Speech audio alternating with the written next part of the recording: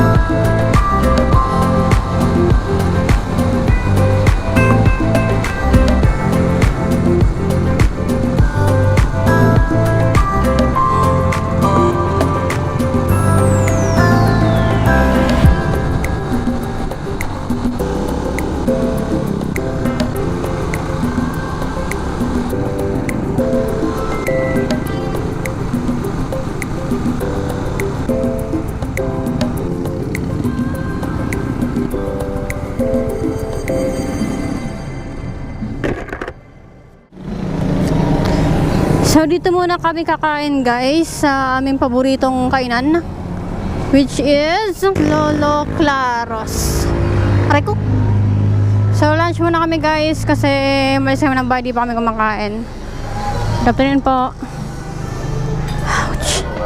Sobrang naming base. Nalang tayo ulit. Yes.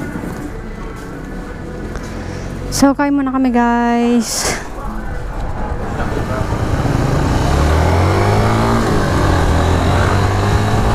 So, yun guys. Nakatapos na namin mag-lunch. Yung meal ko is for diet meal. Hindi siya na-diet eh. So, anyway, papunta na kaming kuyang tunnel. Kasi, picture daw siya eh. So, kung napapansin nyo ngayon guys, tahimik ang aking motor. Kasi, kung nakita nyo naman yung post ko, is binenta ko na yung VMAX kong screen type. Kasi, di ko na siya nagugustuhan. Di ko nagusto yung kanyang performance. Kasi nung nakadaing akong tube type, di ko naman na-experience yung ganun eh. Mabilis siyang mag-over RPM. Kasi naka-stock ECU ako.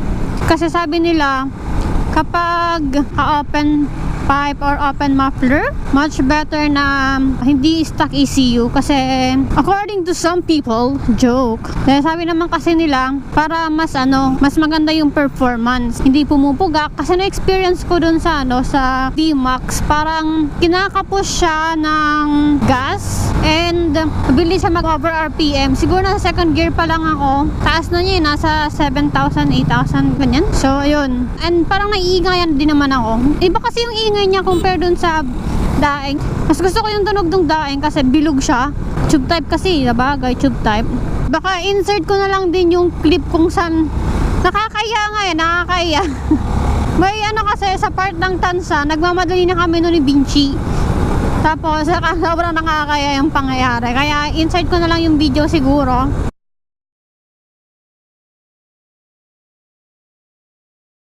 Kaya yun. So, baka hindi lang talaga ako kumbaga, di lang talaga ako magaling sa shifting.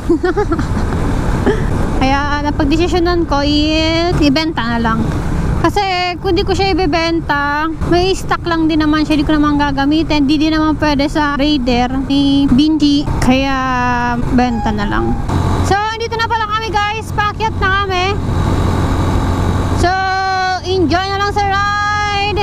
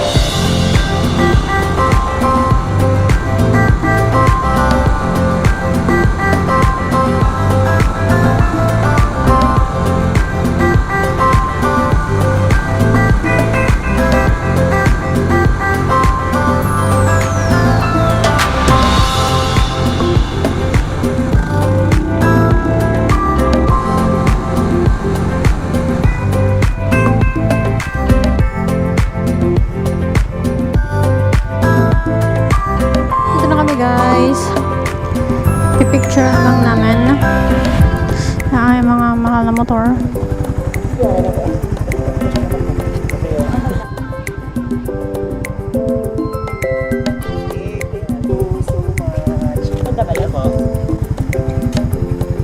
Ay, ganda naman. Ay, ang ganda po. Aba, sige pa. So, papunta na kami guys sa overlooking. Diba? Nakikita na naman kayo ng chicks. Diba? Kaso wala ako ng talent fee. Okay lang yon, sapat na yung thank you. Kaso wala man lang I love you galing kay ate. Joke lang. Joke lang. Baka naman magalit na naman ang aking labidabs. Kahit na pala weekdays, meron ng padami yung nagra-ride dito. Hindi lang weekend guys, meron na ding mga weekdays rider. Kaso mas madami lang talaga pag weekends. So, dito na tayo guys. Picture lang din kami dito. Saan kita pipicturan? Tayong dalawa ba? Picture lang muna kami guys. Then, maya is rekta na ng Tagaytay. Mas pa kami makakarating dito ng Fantasy World. Picture na muna ako.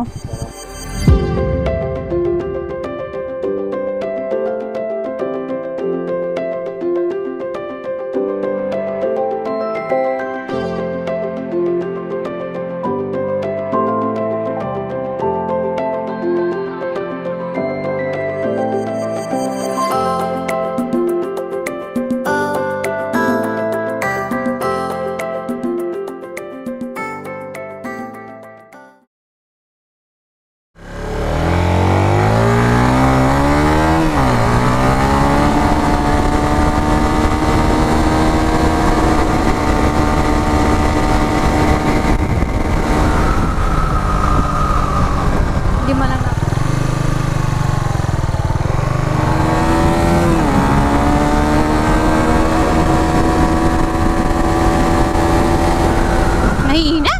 Ang hina ko naman.